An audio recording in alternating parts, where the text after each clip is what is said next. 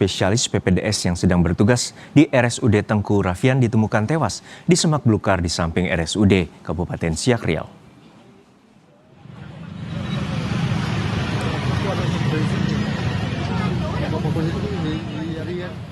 Warga dikejutkan dengan penemuan dokter yang ditemukan tewas di area semak belukar samping pagar luar RSUD Tengku Rafian, Siak Riau. Saat ditemukan, tas serta seluruh barang milik korban masih utuh di lokasi kejadian. Korban diketahui baru bertugas menjalani praktik kedokterannya di RSUD Tengku Siak sejak tanggal 1 Juli 2026. Korban diketahui keluar dari rumah sakit sehari sebelum ditemukan meninggal.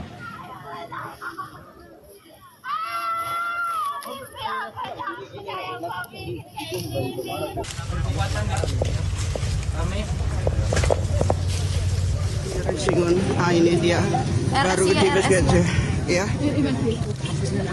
baru dievakuasi.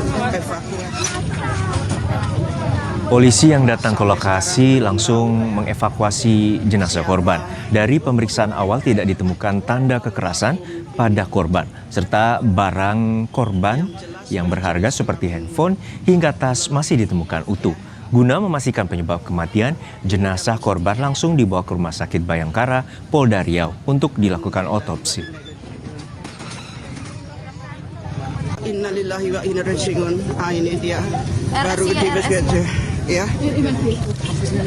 baru dievakuasi. Dan selanjutnya dari olah TKP secara umum kasat mata kita tidak menemukan adanya tanda-tanda kekerasan. Sehingga dengan kejadian ini terhadap jenazah kita kirim langsung ke Rumah Sakit Bayangkara untuk dilakukan otopsi. Hingga kini sebab kematian masih kita lakukan penyelidikan dan menunggu hasil dari otopsi di rumah sakit. Tewasnya seorang dokter mahasiswa program pendidikan dokter spesialis atau PPDS saat bertugas di RSUD Tengku Rafian Riau mendapat perhatian dari Ikatan Dokter Indonesia (IDI). Kita bahas petang ini bersama dengan Ketua Umum Pengurus Besar Ikatan Dokter Indonesia, Pak Slamet Budiarto. Selamat petang, Pak Slamet, dengan Maidop. Selamat petang, Maidop. Oke, Pak Slamet, informasi yang sudah dihimpun oleh IDI sejauh ini soal kematian dokter PPDS ini apa saja, Pak? Ya, yang pertama informasi kematian. Yang kedua, beliau masih menjalani pendidikan spesialis anestesi.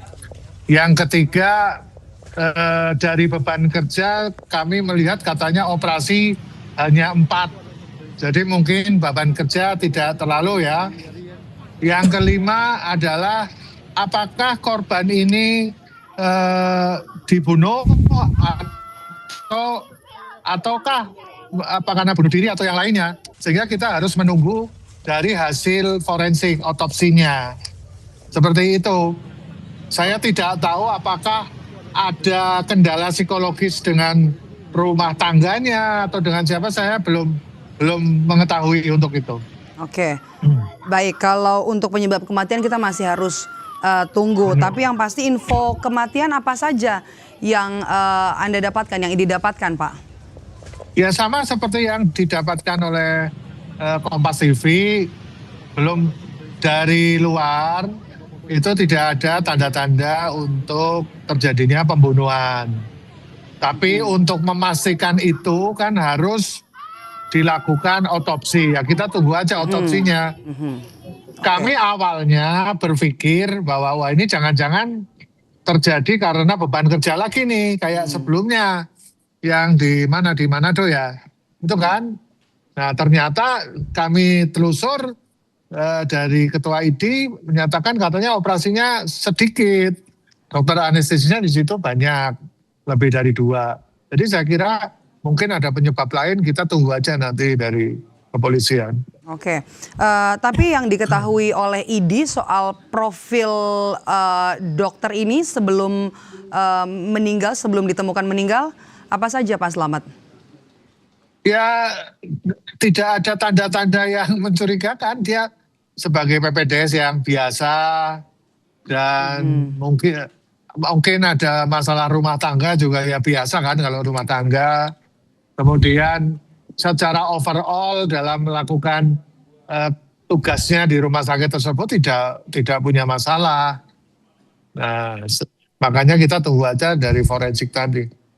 Apakah sudah ada keterangan dari polisi soal penyebab kematian, dan kalau untuk soal beban kerja, apakah hanya sebatas untuk spesialis anestesi, apakah hanya menangani bertugas soal operasi saja atau ada yang lain, atau apa yang perlu didalami lagi? Nah, itu yang kami lagi dalami. Apakah operasinya sedikit tapi beban kerja mengerjakan yang lain-lain berat? Itu kita masih on proses. Tapi sekali lagi ID tetap fokus pada jam kerja untuk PPDS. Dokter PPDS itu maksimal 8 sampai 10 jam.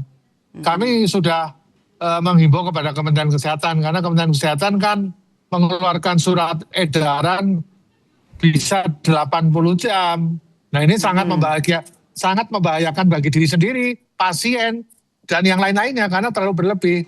Jadi kita patokannya 8 sampai 10 jam per hari atau 40 sampai 50 jam per minggu gitu loh. Nah, sedangkan Kementerian Kesehatan sampai 80 jam per minggu. Itu yang kami tidak setuju. Kita masih harus tunggu nanti rilis dari polisi soal penyebab kematian korban. Terima kasih sudah bergabung bersama kami di Kompas Petang. Pak Selamat Budiarto, sehat selalu.